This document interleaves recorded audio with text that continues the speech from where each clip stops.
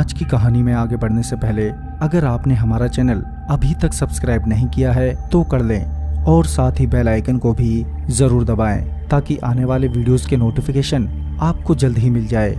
तो चलिए बढ़ते हैं आज की कहानी की ओर। ये कहानी है दामोदर दास जी की। वो बताते हैं कि ये उन दिनों की बात है जब उनकी भार्या यानी उनकी धर्मपत्नी सुजाता जी गर्भ अवस्था में थी। प्रसव में अभी लगभग 1 महीना शेष था जब वो अपने मायके जा रही थी। दामोदर दास जी को अपना काम करते करते शाम हो गई, जिसकी वजह से उन्हें शाम की आखिरी गाड़ी से ही जाना था। मगर जब वो बस डिपो पर पहुंचे तो उन्हें पता चला कि वो आखिरी बस भी निकल चुकी है। चूंकि रात बेहद हो चुकी थी इसलिए वो घर वापस नहीं जा सकते थे। अब उन्हें सुबह की गाड़ी से ही जाना होगा और रात भी डिपो पर ही बितानी होगी। लगभग रात के 11 बजे थे कि एक बस अचानक से वहां आ गई। वो बस भी उसी ओर जा रही थी जिस ओर दामोदर दास जी को जाना था। दामोदर दास जी अपनी भार्या के साथ उसी बस में बैठ जाते हैं और उन्हें एक सीट भी मिल जाती है। बस काफी भरी हुई थी जिस वजह से बस में बहुत शोर शराबा हो रहा था। देर रात होने के कारण दामोदर दास जी को और उनकी भार्या सुजाता जी को नींद आने लगती है। उन्होंने आंखें झपकाई ही थी कि उन्हें ऐसा एहसास हुआ कि बस में अचानक से खामोशी सी हो गई है। उन्होंने सोचा कि एकदम से ये खामोशी कैसे हो गई और बस में बैठी सभी सवारी अचानक ही कहीं गायब हो गई हैं। दामोदर दास जी बस में अपने आप को अकेला पाकर एकदम से घबरा जाते हैं। वो अपनी पत्नी को जगाते हुए कहते हैं, अरे देखो ना, अचानक ही सभी यात्री कहाँ गायब हो गए हैं, सिर्फ हम दोनों ही इस बस में रह गए हैं। जब उनकी पत्नी ने आसपास देखा तो पाया कि सच में ही उस बस में केवल वो दोनों ही हैं। सुजाता ने अपने पति से कहा, मगर बस तो अभी भी चल रही है, तुम बस ड्राइवर से पूछ लो कि बाकी की सवारी कहाँ चली गई है। दामोदर जी ने कहा, तुम ठीक कह रही हो, मैं अभी बस ड्राइवर से पूछता हूँ। तभी दामोदर जी ने बस ड्राइवर से पूछा, ड्राइवर साहब बाकी सवारी कहाँ चली गई? मगर इस पर ड्राइवर ने कोई जवाब नहीं दिया। दामोदर जी ने ड्राइवर से फिर से पूछा, मगर ड्राइवर ने फिर से कोई जवाब नहीं दिया। जब उन्हें कोई जवाब नहीं मिला तो वो ये जानने के लिए ड्राइवर के पास पहुंच जाते हैं कि आखिर ड्राइवर कुछ बोल क्यों नहीं रहा है। दामोदर दास जी ड्राइवर पर चिल्लाते हुए कहते हैं, तुम बहरे हो गए हो क्या, जवाब क्यों नहीं दे रहे? दामोदर जी ने इतना बोला ही था कि वो अचानक से बस के गेट पर जा गिरे। सुजाता जी अपने पति को नीचे गिरता देख उनके पास पहुंचती है और उठाते हुए पूछती है कि आप नीचे कैसे गिरे?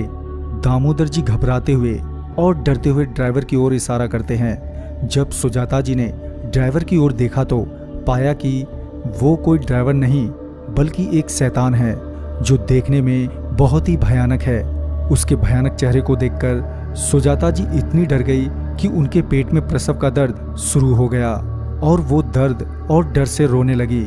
सुजाता जी अपने पति को संभाली रही थी कि उन्हें बस में फिर से शोर शराबा सुनाई देने लगा।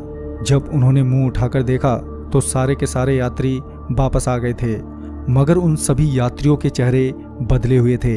वो देखने में बड़े डरावने लग रहे थे। उन सभी यात्रियों को देखकर सुजाता जी को समझने में देर नहीं लगी कि वो सभी भूत हैं। इतने में ही उन दोनों को जोर का धक्का लगा जिस वजह से वो दोनों बस से नीचे रोड पर जा गिरते हैं। सुजाता जी अपने पति दामोदर दास जी को संभाली रही थी कि वो बस वहां से अचानक ही गायब हो गई। अब वो दोनों उस सुनसान रोड पर अकेले ही थे और सुजाता जी का प्रसव का दर्द भी अब बढ़ने लगा था और वो दर्द से करा रही थी। दामोदर दास जी को लग रहा था कि उन भूत प्रेतों से तो छुटकारा मिल ही गया है। अब जो दूसरी परेशानी थी वो थी उनकी बीवी का पेट का दर्द जो लगातार तीव्र हो रहा था। दामोदर दास जी को कुछ सूझ नहीं रहा था कि अब वो क्या करें। जब उन्होंने अपने आसपास देखा तो उन्हें दूर एक रोशनी दिखाई दी। दामोदर दास जी ने अपनी बीवी को सहारा देते हुए उस रोशनी की ओर चल दिए, इस उम्मीद में कि वहां उन्हें कोई मदद जरूर मिल जाएगी। जब वो वहां पहुंचे तो उन्होंने पाया कि वह एक छोटा सा अस्पताल है। अस्पताल देखकर उन्हें बहुत राहत मिली। अब वो उस अस्पताल में दाखिल हुए तो उन्होंने पाया कि वहां कोई हलचल नहीं है। साथ ही वहां पर सभी चीजें इधर उधर पड़ी हुई हैं। ऐसा लग रहा था मानो अस्पताल बंद पड़ा हो, मगर लाइट तो जल ही रही थी। इसलिए दामोदर दास जी ने पहले तो अपनी बीवी को वहीं पास के बेंच पर बिठा दिया। दामोदर दास जी के 2-3 बार आवाज लगाने के बाद भी जब उन्हें कोई जवाब नहीं मिला तो उन्हें लगा कि ये अस्पताल सच में ही बंद पड़ा है। लिहाजन वो वहां से वापस निकलने के लिए पीछे मुड़ते हैं। दामोदर दास जी पीछे मुड़े ही थे कि उन्होंने देखा कि एक कंपाउंडर सामने खड़ा है जो थोड़ा अजीब सा लग रहा है। तभी उस कंपाउंडर ने पूछा, क्या बात है, क्यों चिल्ला रहे हो? इस पर दामोदर दास जी ने कहा कि भाई साहब, मेरी बीबी की तबीयत बहुत ही खराब है, जल्दी ही इलाज करना बेहद जरूरी है। डॉक्टर साहब कहाँ हैं? फिर कंपाउंडर ने कहा, तुम्हें दिखाई नहीं दे रहा? वो तो रहे डॉक्टर, तुम्हारी बीबी की जांच कर रहे हैं। जब दामोदर दास जी ने पीछे की ओर देखा तो उन्होंने पाया कि सच में ही डॉक्टर उनकी बीवी की जांच कर रहे थे। दामोदर दास जी उस डॉक्टर के पास पहुंचे और पूछा, घबराने की तो कोई बात नहीं है ना डॉक्टर साहब? इस पर उस डॉक्टर ने जवाब दिया कि ये प्रसव दर्द है और इनकी डिलीवरी अभी करनी होगी, नहीं तो ये नहीं बच पाएंगी। ये सुनकर दामोदर जी ने उन्हें डिलीवरी करने के लिए हाँ कह दिया। तभी डॉक्टर ने कंपाउंडर से कहा, स्ट्रेचर लेकर आओ और पेशेंट को अंदर ले चलो। जब डॉक्टर सुजाता जी को प्रसव के लिए अंदर ले गए तो दामोदर दास जी वहीं बेंच पर बैठ गए और दिन भर की बीती बातों पर सोच विचार करने लगे। तभी एक दूसरा कंपाउंडर भागते हुए आया और उसी रूम में अंदर घुसा जिस रूम में सुजाता जी को ले जाया गया था। मगर अचरज की बात तो यह थी कि वो कंपाउंडर जब भागकर आ रहा था तो वो कंपाउंडर एक टेबल से टकराया था जिसके ऊपर से पानी का रखा जग नीचे गिर गया।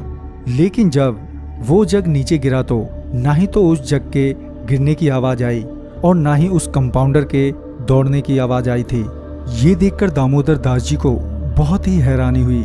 फिर उन्होंने ध्यान दिया कि जब से वो यहाँ आए हैं तब से सिर्फ उनके ही चलने फिरने की आवाज आ रही है।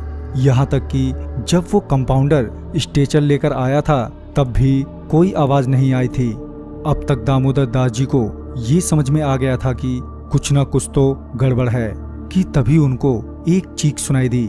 जब वो उस रूम में गए तो उन्होंने देखा कि उनकी बीवी बेहोश है और वो सारे लोग जो कंपाउंडर डॉक्टर के भेष में थे एक घेरा बनाकर खड़े हैं। उन्हें देखकर ऐसा लग रहा था कि वो सभी कुछ खा रहे हों। तभी दामोदर दास जी ने पूछा, क्या हुआ, ये चीख कैसी थी? तभी दामोदर दास जी की आवाज सुनकर उनमें से एक ने अपनी गर्दन पीछे की ओर मोड़ दी।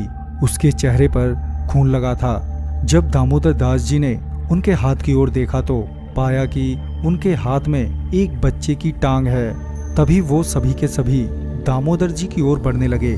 दामोदर दास जी उन सभी को अपनी ओर बढ़ता देख वहीं पर बेहोश हो गए। जब उनकी आंख खुली तो उन्होंने पाया कि उनकी बीवी वहीं बगल में जमीन पर पड़ी हुई है। जब उन्होंने अपने चारों ओर देखा तो पाया कि वो एक टूटे फूटे मकान में पड़े हैं, जिसे देखकर वो बेहद डर गए और वो अपनी पत्नी को लेकर वहां से जल्द ही निकल गए। तो दोस्तों, इस वीडियो में बस इतना ही।